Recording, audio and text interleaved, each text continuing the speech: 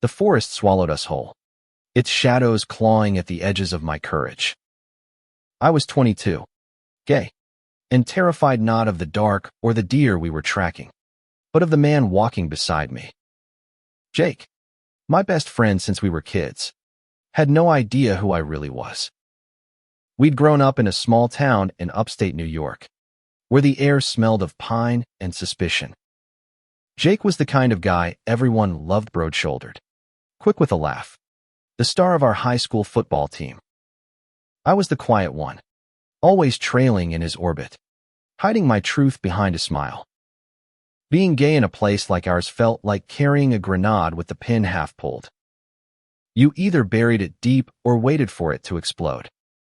I chose to bury it, especially around Jake, who'd always been my safe harbor.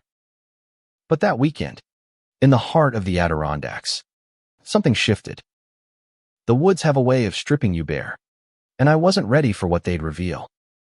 It was Jake's idea to go hunting. Just us.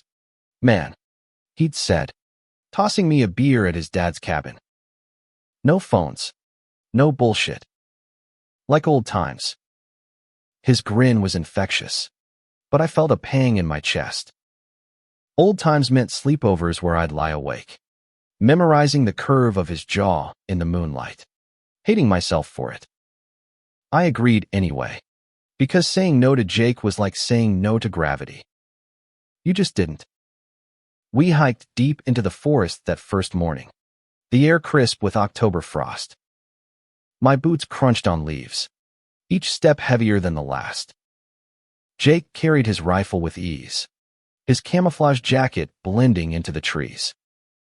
I had a gun too, but it felt foreign in my hands, like a prop in a play I didn't belong in. You good, Ethan? He asked, glancing back. His hazel eyes caught the sunlight, and for a second, I forgot how to breathe. Yeah, I lied, adjusting my pack. Just not used to this. He chuckled. City boy now? Huh. Don't worry. I'll keep you alive. We set up camp by a small clearing, the kind of place where the world felt both endless and suffocating. As we built the fire, Jake started talking about his life, his job at the auto shop, his girlfriend Sarah, how he was thinking of proposing. Each word was a brick in the wall between us. I nodded, poking at the flames, trying to ignore the ache in my chest.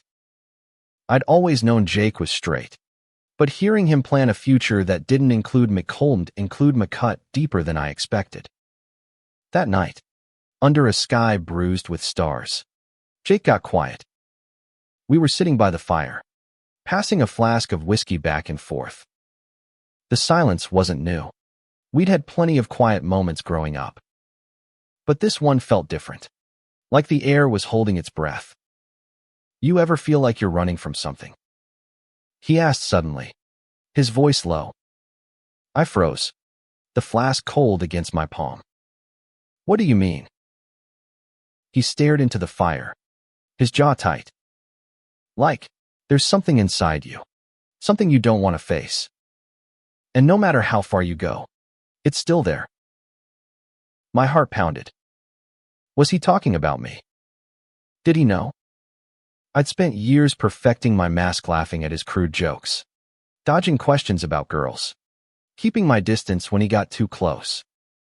But Jake had a way of seeing through people, and I was terrified he'd seen through me. Maybe, I said, my voice barely above a whisper. What about you? What are you running from? He didn't answer right away. Instead, he took a long swig from the flask and leaned back, his eyes tracing the stars. I don't know, man. Sometimes I think I'm not who everyone thinks I am. The words hung between us, heavy and dangerous. I wanted to ask what he meant, to dig into the crack in his armor, but fear stopped me. Instead, I changed the subject, asking about the deer we'd track tomorrow. Jake let it go, but the moment lingered, a seed planted in the dark. The next morning, we were up before dawn, moving silently through the woods. The air was thick with mist, and every snap of a twig felt like a gunshot. Jake was focused, his eyes scanning the underbrush, but I could barely concentrate. My mind kept replaying his words from the night before. What was he running from? And why did it feel like he was talking to me, not just at me? We spotted a buck around noon, its antlers catching the light. Jake raised his rifle, his movement steady, but I couldn't watch. I didn't care about the hunt, not really. All I could think about was the distance between us, the secret I carried like a stone in my chest. Take the shot, Jake whispered, nudging me. I shook my head. You do it. He lowered his gun, frowning. What's with you, Ethan? You've been weird all trip. I'm fine, I snapped, too quickly. His eyes narrowed, and I knew I'd messed up. Jake wasn't the type to let things slide. Bullshit, he said, stepping closer. Talk to me. The forest seemed to close in, the trees watching, waiting. I opened my mouth, but no words came. How do you tell your best friend, the guy you've loved in silence for years, that you're not who he thinks you are? How do you say it without losing him? I can't, I said finally, my voice breaking. Not yet. Jake stared at me, his expression unreadable. For a moment, I thought he'd push, but he just nodded. All right. When you're ready. We didn't talk much after that, but the silence was louder than ever. As we hiked back to camp, I felt the weight of my secret pressing down, heavier with every step. The woods were no longer just a backdrop, they were a mirror, reflecting everything I'd tried to hide. And I had a feeling that before this trip was over, they'd force me to face it all. The second day in the Adirondacks dawned colder, the air biting at my fingertips as I fumbled with the campfire. Jake was already up, cleaning his rifle with a focus that made my stomach twist. His silence from the night before hadn't faded. It clung to him like the mist that hung over the trees. I wanted to ask about what he'd said about running from something, but every time I opened my mouth, fear slammed it shut. Instead, we packed up and headed deeper into the forest, chasing a trail we'd picked up yesterday. The woods were relentless, all sharp branches and uneven ground, but Jake moved like he belonged there. I trailed behind, my thoughts a tangle of what-ifs.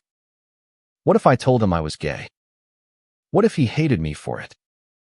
What if he didn't? But it changed everything anyway.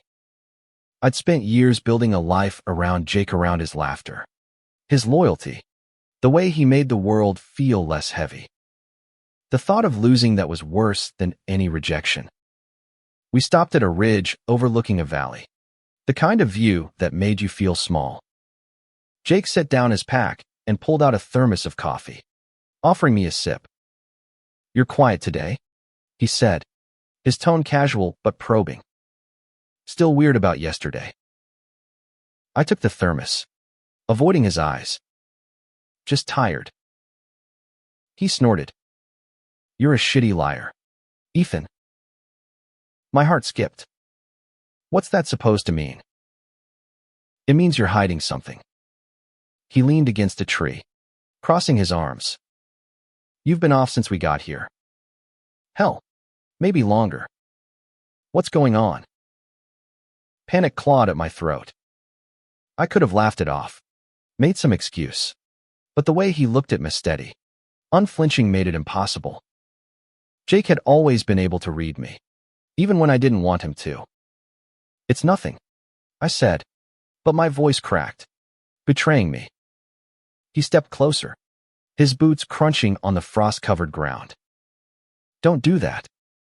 Don't shut me out. The words hit like a punch.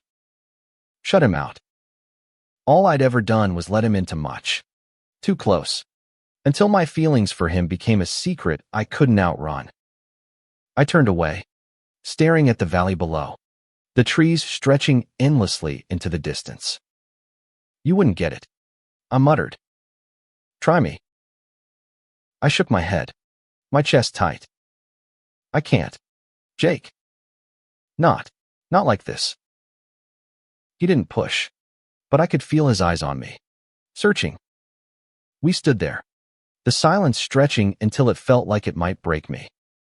Finally, he clapped a hand on my shoulder, his touch warm through my jacket.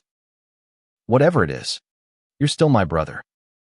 You know that, right? The word brother stung more than it should have. I nodded, swallowing hard, and we moved on. But the moment stayed with me, a splinter under my skin.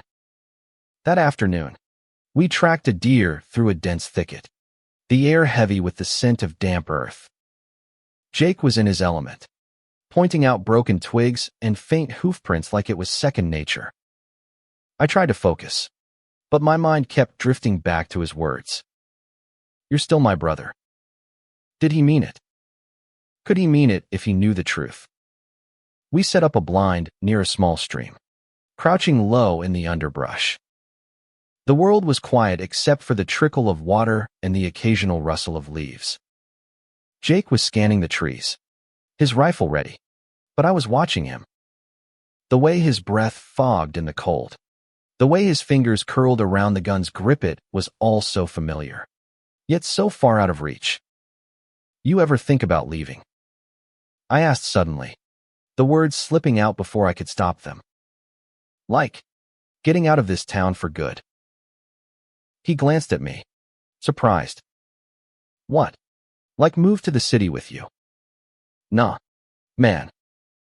This is home.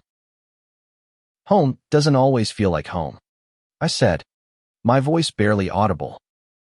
He frowned, setting his rifle down. What's that supposed to mean?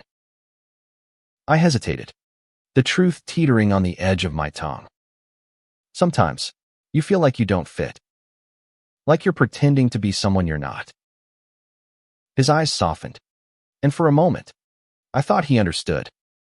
Yeah, he said quietly. I get that.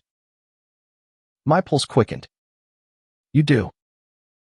He nodded, looking away. Sometimes I wonder if I'm doing what I'm supposed to. You know, the whole settle down, get married, have kids thing. Feels like it's what everyone expects. But, he trailed off, shrugging. I don't know. I stared at him, my heart hammering. Was he saying what I thought he was? Or was I just hearing what I wanted to hear? Before I could ask, a twig snapped in the distance, and Jake's head whipped around. There, he whispered, pointing to a buck moving through the trees. The moment was gone, but it left a crack in the wall I'd built around myself. We didn't take the shot, the deer slipped away, but as we packed up, I felt something shift. Jake wasn't as untouchable as I'd thought. He was questioning things, just like me. And that scared me as much as it thrilled me. Back at camp, we cooked dinner over the fire, the tension from earlier lingering like smoke. Jake was quieter than usual, and I caught him staring at me a few times, his expression unreadable. You gonna tell me what's eating you? He asked finally, tossing a stick into the flames. I wanted to. God, I wanted to. But the words were stuck, lodged in my throat like a bone. Soon, I said, my voice hoarse. I promise. He nodded, but I could tell he was frustrated. As we settled into our sleeping bags, the fire dying to embers, I lay awake, staring at the stars through the trees. The woods were closing in, and I knew I couldn't keep running from the truth. Not here. Not with him. The third morning broke with a chill that seeped into my bones. I woke to find Jake already up, sitting on a log with a cup of coffee, staring at the horizon like it held answers I couldn't see. The weight of our conversation from yesterday pressed down on me, heavier now in the gray light of dawn. I'd come so close to telling him, to letting the truth spill out, but fear had pulled me back. Today, I wasn't sure I could keep it in. We didn't talk much as we broke camp and headed out. The forest was quieter now, the animals sensing our presence. Or maybe it was just my imagination. Jake led the way, his steps sure, but I could tell something was off. His shoulders were tense, his usual easy chatter replaced by a clipped focus. I wondered if I'd pushed too far yesterday, if my vague answers had made him suspicious. We stopped at a clearing around mid-morning, the ground soft with pine needles. Jake knelt to check for tracks, his fingers brushing the earth. "You ever feel like you're stuck?" he asked out of nowhere, not looking up. "Like you're living someone else's life?" My breath caught. "All the time." He glanced at me, his eyes searching. "Yeah. So what do you do about it?" I swallowed, my mouth dry. "I don't know. Try to figure out who I am, I guess." He stood, dusting off his hands.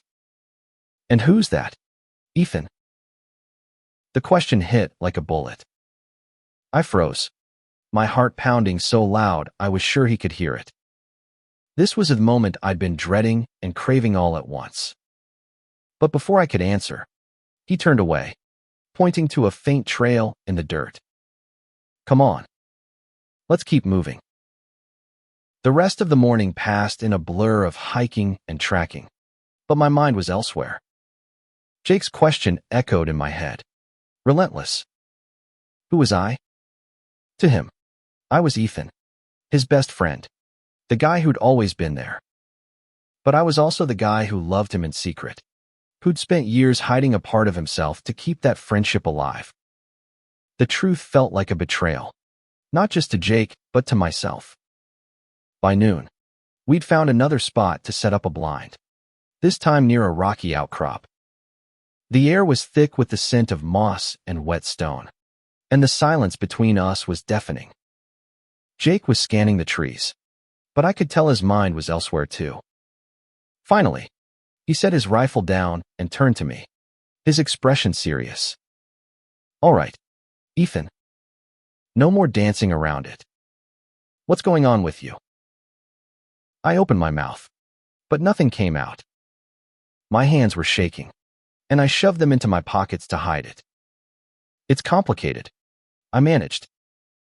"Then uncomplicate it," he said, his voice firm but not unkind. "We've been friends since we were 10. You think there's anything you can't tell me?" I laughed, a bitter sound. "You'd be surprised." His brow furrowed. "Try me." I took a deep breath, the air cold in my lungs. The words were there, clawing to get out, but fear held them back. What if he walked away? What if he looked at me differently? But the woods were watching, and they didn't care about my excuses. They demanded the truth. "I'm gay," I said, the words tumbling out before I could stop them. They hung in the air, raw and exposed, like a wound I couldn't cover. Jake didn't move, didn't blink. For a moment, I thought he hadn't heard me. Then his eyes softened, and he let out a slow breath. "Okay," he said simply. "Okay." I repeated, my voice shaking. "That's it." He shrugged, a small smile tugging at his lips. "What? You thought I'd freak out? Come on, man. It's you." Relief flooded me, but it was mixed with something else, confusion, maybe, or disbelief. "You're not mad or weirded out?"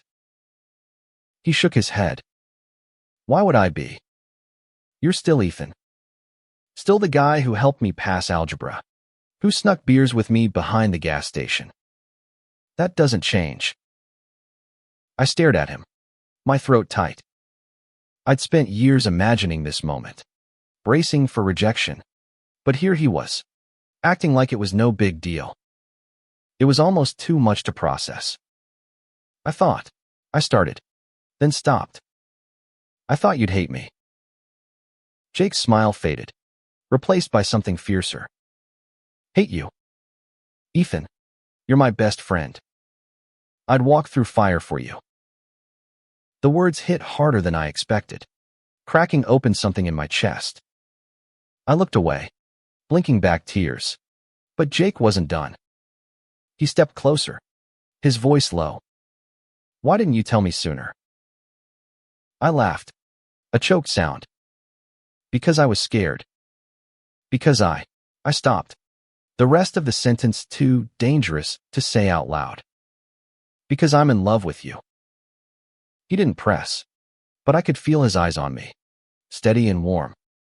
"You don't have to be scared with me," he said. "Not ever." We didn't talk about it again that afternoon, but the air between us had changed. Lighter, somehow, but heavier too, like we were both carrying something new. As we hiked back to camp, I felt a strange mix of relief and dread. I told him the truth or part of it, but there was still a piece I couldn't say. Not yet. That night, by the fire, Jake was quieter than usual, but not in a bad way. He kept stealing glances at me, like he was seeing me for the first time. And maybe he was. For the first time in years, I felt like I could breathe. The fourth day in the woods felt different, like the forest itself was holding its breath. I told Jake I was gay, and he hadn't flinched. That should have been enough a weight lifted, a friendship preserved. But it wasn't. The truth I hadn't spoken still burned in my chest. I was in love with him. And every moment we spent together, every glance, every laugh, made it harder to keep that secret buried. We were up early, the sky a pale gray streaked with pink. Jake was quieter than usual, his usual banter replaced by a thoughtful silence. I caught him watching me as we packed our gear, his expression unreadable. "You good?" I asked, trying to sound casual. He nodded, slinging his rifle over his shoulder. "Yeah. Just thinking." "About what?" He hesitated, then shook his head. "Nothing. Let's go." We headed out, following a new trail deeper into the forest. The trees were thicker here, the air heavy with the scent of pine and decay. My mind was a mess, replaying yesterday's conversation, dissecting every word, every look. Jake had accepted me, but did he really understand? And why did it feel like he was holding something back too? We stopped at a small clearing around noon, the ground soft with moss. Jake knelt to check for tracks, but I could tell his heart wasn't in it. He stood, brushing his hands on his jeans, and turned to me. "You know, when you told me yesterday, I wasn't surprised." My stomach dropped. "What?" He shrugged, looking almost sheepish. "I mean, I didn't know. But, I don't know. Man, I've seen the way you look at me sometimes." Heat flooded my face. "What are you talking about?" He held up a hand, like he was trying to calm a spooked animal. "Not in a bad way. Just, I've noticed. You get this look, like you're carrying something heavy. I figured it was something like this." I stared at him, my heart racing. Had I been that obvious? All these years, I thought I was hiding it, but maybe I'd been fooling myself. "And you're okay with that?" I asked, my voice barely audible. He met my eyes, steady and unflinching. "Yeah, Ethan. I'm okay with it." The words should have been a relief, but they only made the ache in my chest worse. He was okay with me being gay, but what about the rest? What about the part where I loved him, where I'd spent years dreaming of a life that could never be? I wanted to tell him, to lay it all bare, but the fear was still there, sharp and cold. We kept moving, but the tension between us was palpable. Jake was trying to act normal, cracking jokes about the deer we hadn't seen, but I could feel the weight of his words. He'd noticed. What else had he seen? What else did he know? That afternoon, we set up a blind near a narrow stream, the water glinting in the sunlight. We sat in silence, watching the trees, but my mind was elsewhere. I kept stealing glances at Jake, memorizing the way his hair curled at the nape of his neck, the way his hands rested on his knees. It was torture, being this close and knowing I could never have more. "You're doing it again," he said suddenly, not looking at me. "Doing what?" "That look." He turned, his eyes locking with mine. "Like you're about to say something, but you're too scared to." I swallowed hard, my throat tight. "Maybe I am." He leaned closer, his voice low. "Then say it, Ethan. Whatever it is, just say it." My heart was pounding so hard I thought it might burst. The words were there, clawing at my throat, but I couldn't let them out. Not yet.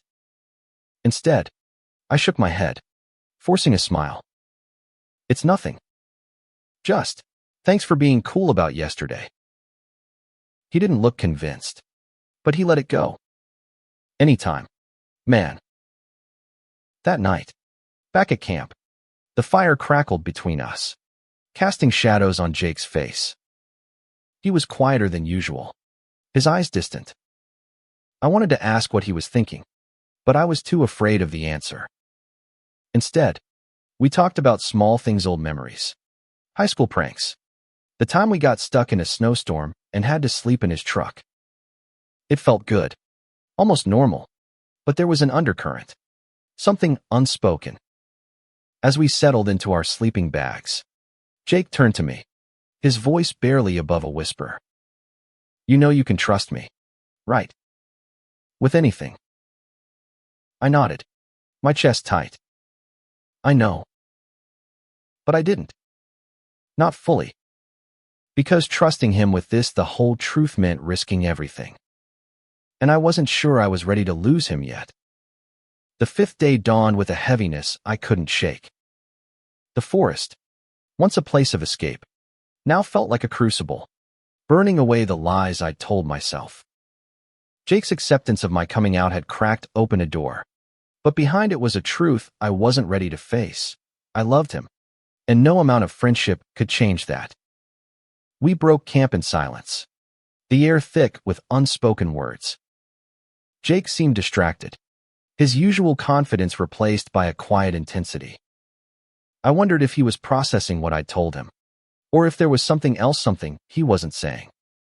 The thought made my stomach churn. We hiked deeper into the Adirondacks, the trees closing in around us like a cage. The trail was rougher here, the ground uneven, and every step felt like a test. Jake led the way, his rifle slung over his shoulder, but I could tell his focus was elsewhere. He kept glancing back at me, like he was checking to make sure I was still there. Around noon, we stopped at a small lake, its surface mirror smooth under the gray sky. Jake sat on a fallen log, pulling out a sandwich from his pack. "You ever think about what makes a friendship?" he asked suddenly, his voice cutting through the silence. I frowned, caught off guard. "What do you mean?" He took a bite of his sandwich, chewing slowly. "Like, what makes us, us? You and me. We've been through everything together, but sometimes I wonder if we're really honest with each other." My heart stopped. Was he calling me out? Did he know I was still hiding something? "I've been honest," I said, too quickly. He raised an eyebrow. "Have you?" I looked away, my hands clenching into fists. "What about you? You keep saying you're running from something, but you won't tell me what." He went still, his eyes fixed on the lake. For a moment, I thought he wouldn't answer. Then he sighed, running a hand through his hair. "It's not that simple, Ethan." "Then make it simple," I said, echoing his words from yesterday. "You said I could trust you. Goes both ways, right?" He laughed, a low, bitter sound. "Yeah, it does." We sat there, the silence stretching between us like a tightrope. I wanted to push, to demand answers, but I was too afraid of what I might hear. Instead, we finished our lunch and moved on, the tension lingering like a storm on the horizon. That afternoon, we set up a blind in a dense part of the forest, the air heavy with the scent of wet leaves. We crouched low, watching for movement, but my mind was racing. Jake's words kept circling in my head. What makes us? Us. Did he feel it to the pull? The connection that went beyond friendship? Or was I reading too much into it? Seeing what I wanted to see? A rustle in the bushes snapped me out of my thoughts. Jake raised his rifle, his movements smooth and practiced. But I grabbed his arm. Don't, I said, my voice sharper than I intended. He lowered the gun, frowning. What's wrong? I don't care about the damn deer, I snapped. I'm here for you, Jake. Not this. He stared at me, his eyes wide. What are you saying? The words were there, burning in my throat, but I couldn't say them. Not yet. Instead, I shook my head, my voice breaking. I need you to know I'm here. No matter what. He didn't say anything, but the look in his eyes soft. Searching made my chest ache. We packed up the blind and headed back to camp, the silence between us heavier than ever. That night, the fire was low, the air cold enough to see our breath. Jake was quiet, staring into the flames like they held the answers to whatever he was wrestling with. I wanted to ask, to push, but I was too scared of breaking whatever fragile thing we had left. Finally, he spoke, his voice so soft I almost missed it. I'm glad you told me, Ethan. About, It means a lot. I nodded, my throat tight. Means a lot that you're okay with it. He looked at me then, his eyes catching the firelight. I'm more than okay with it. I need you to know that. My heart skipped. What was he saying? Was it just friendship? Or something more? Before I could ask, he stood, tossing another log on the fire. Get some sleep, he said, his voice gruff. Big day tomorrow. I lay awake long after he'd gone to his sleeping bag, my mind racing. The woods were closing in, and I knew the truth was coming, whether I was ready for it or not. By the 6th day, the forest felt like a living thing, watching, waiting. Every rustle of leaves, every snap of a twig, seemed to carry a warning.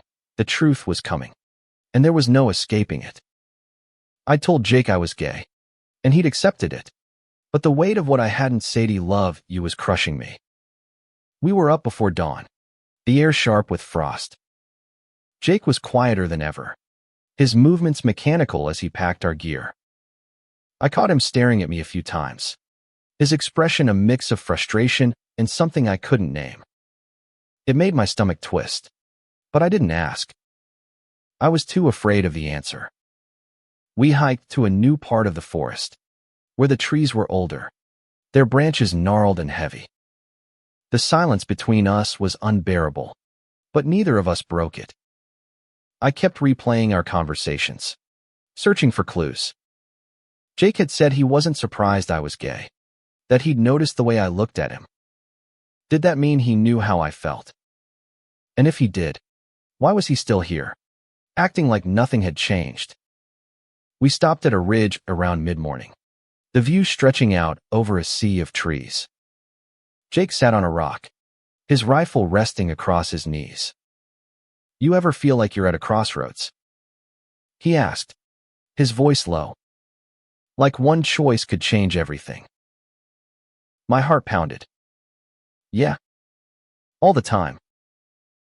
He looked at me, his eyes searching. What do you do when you're scared of both paths? I swallowed, my mouth dry. You pick the one that's true, even if it hurts.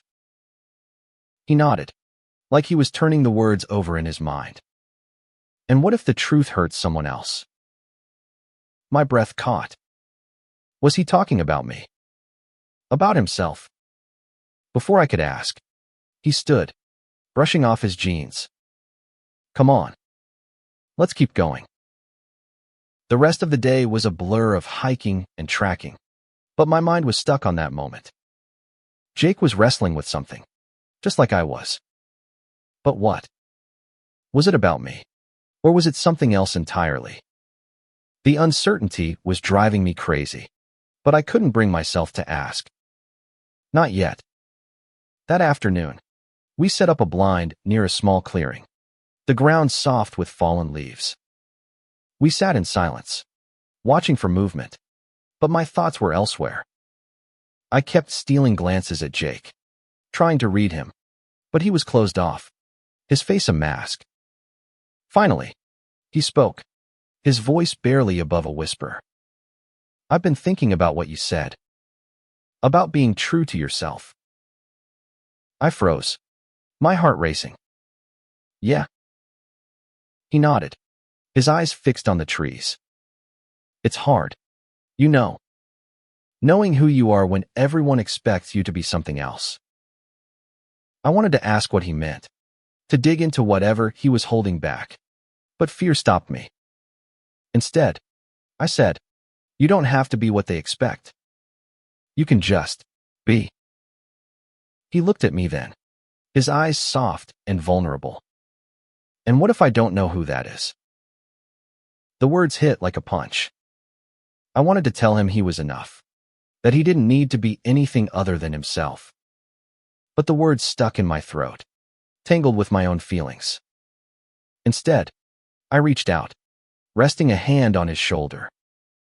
You'll figure it out, I said. You always do. He smiled, a small, sad thing, and for a moment, I thought he might say more. But he didn't. We packed up and headed back to camp, the silence between us heavier than ever. That night, the fire was low, the air cold and sharp. Jake was quiet, staring into the flames, and I could feel the weight of his thoughts. Finally, he spoke, his voice so soft I had to strain to hear it. I'm scared, Ethan. My heart stopped. Of what? He didn't answer right away. Instead, he looked at me, his eyes catching the firelight. Of losing you. The words broke something in me, a dam I'd spent years building. I wanted to tell him everything, how I loved him, how I'd always loved him, but fear held me back. Instead, I said, you won't lose me. Not ever. He nodded, but I could tell he wasn't convinced. As we settled into our sleeping bags, I lay awake, staring at the stars through the trees. The truth was coming, and I wasn't sure either of us was ready for it. The seventh day felt like the edge of a cliff. The forest was no longer just a backdrop. It was a witness, holding us accountable for the truths we hadn't spoken. Jake's words from last night, "I'm scared of losing you," echoed in my head, each one a blade cutting deeper. I wanted to believe he meant it the way I hoped, but doubt gnawed at me. Was it just friendship, or something more? We broke camp in silence, the air thick with tension. Jake was distant, his eyes fixed on the horizon as we hiked. I kept stealing glances at him, searching for answers, but his face was a closed book. The weight of my unspoken love was suffocating, and I knew I couldn't keep it in much longer. We stopped at a small stream around noon, the water gurgling over smooth stones. Jake sat on a rock, his rifle resting beside him, and stared at the current like it might carry away whatever he was carrying. I sat next to him, close enough to feel the warmth of his shoulder, but not close enough to cross the line I'd drawn in my head. You meant it, didn't you? I asked, my voice barely audible. About being scared of losing me. He nodded, not looking at me. Yeah. Why? The question slipped out before I could stop it, raw and desperate. He took a deep breath, his hands clenching into fists. Because you're the only one who gets me. Ethan.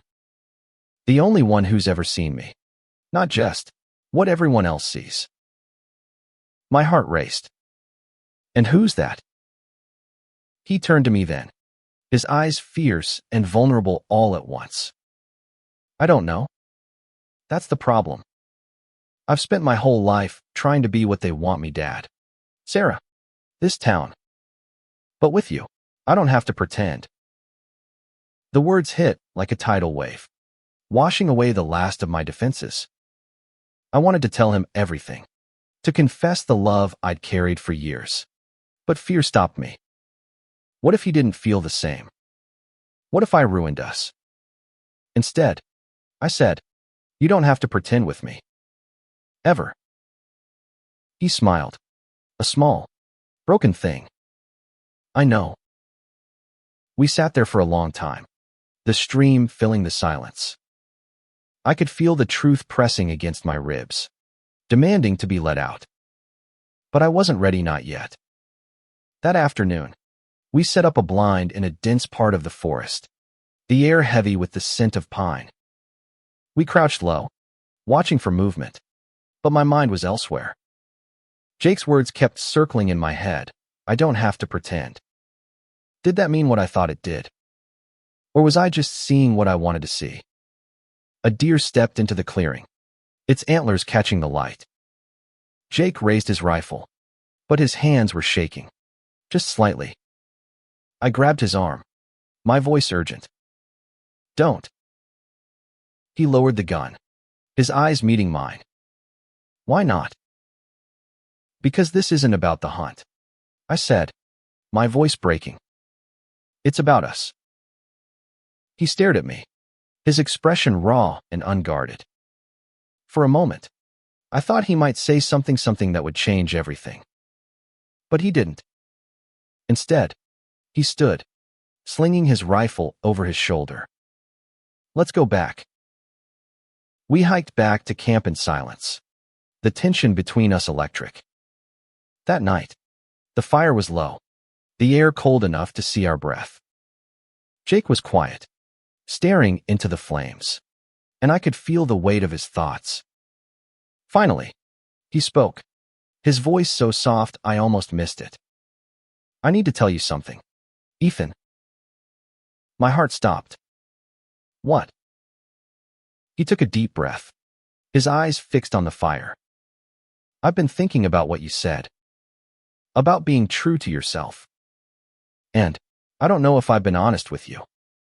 Or with myself. The world seemed to tilt, the forest holding its breath. What do you mean? I asked, my voice barely a whisper. He looked at me then, his eyes catching the firelight. I think I might not be who I thought I was. The words hung between us, heavy and dangerous. I wanted to ask what he meant, to pull the truth out of him, but fear held me back. Instead, I nodded, my throat tight. Whatever it is, Jake, I'm here. He smiled, a small, grateful thing, and for the first time, I felt a spark of hope. Maybe, just maybe, the truth wouldn't break us. The final day in the Adirondacks felt like the end of something bigger than the trip.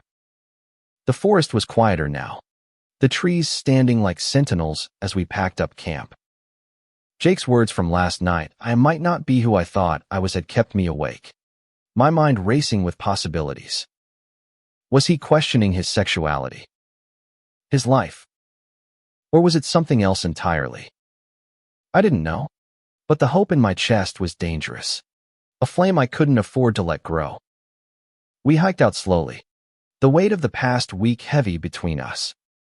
Jake was quieter than ever, his eyes distant, but there was a softness to him, like he'd let go of something. I wanted to ask, to push, but I was still carrying my own secret, the one I hadn't dared to speak. I loved him.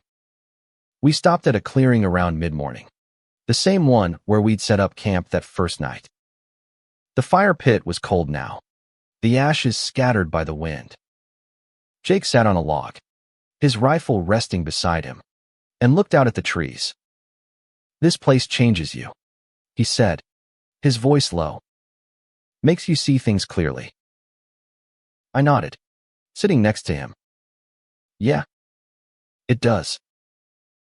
He turned to me, his eyes searching. "I meant what I said last night, Ethan. About not being who I thought I was." My heart pounded. "What do you mean?" He took a deep breath, his hands clenching into fists. "I've spent my whole life trying to be the guy everyone expects of. Straight. The guy who's got it all together. But being out here, with you, it's made me question that." I stared at him, my throat tight. "Question what?" He looked away, his jaw working. "Everything. Sarah, the life I'm supposed to want, it doesn't feel right anymore. Not when I'm with you." The world stopped. My breath caught, and for a moment, I thought I'd misheard him. "Jake, what are you saying?" He turned back to me, his eyes raw and vulnerable. "I'm saying I care about you, Ethan. More than I should. More than, I don't know how to explain it." The words broke me, shattering the walls I'd built around my heart. I wanted to tell him I felt the same, that I'd loved him for years, but fear still held me back. What if this was just a moment, a fleeting thing he'd regret? "Jake," I said, my voice shaking. "I need to tell you something too." He nodded, like he'd been waiting for it. "Go ahead." I took a deep breath, the words clawing their way out. "I love you. I've loved you for years. And not just as a friend." The silence that followed was deafening, the forest holding its breath. Jake didn't move, didn't speak, but his eyes never left mine. Finally, he reached out, his hand resting on mine. "I don't know what I am, Ethan," he said, his voice barely above a whisper. "But I know I don't want to lose this. Us." Tears stung my eyes, but I didn't look away. "You won't," I said. "I promise." We sat there for a long time, our hands still touching, the weight of the truth settling between us. It wasn't a fairy tale ending. Jake was still figuring himself out, and I knew the road ahead would be hard. But for the first time, I felt like we were on the same path, even if we didn't know where it led. As we hiked out of the forest, the trees parting to reveal the road back to town, I felt a quiet hope. The world beyond the woods was still there, with its judgments and expectations. But we'd faced something bigger out here. We'd faced ourselves. And whatever came next, we'd face it together. The hunt was over, but what we'd found in the woods was worth more than any trophy. It was truth, raw and messy and beautiful. And it was enough.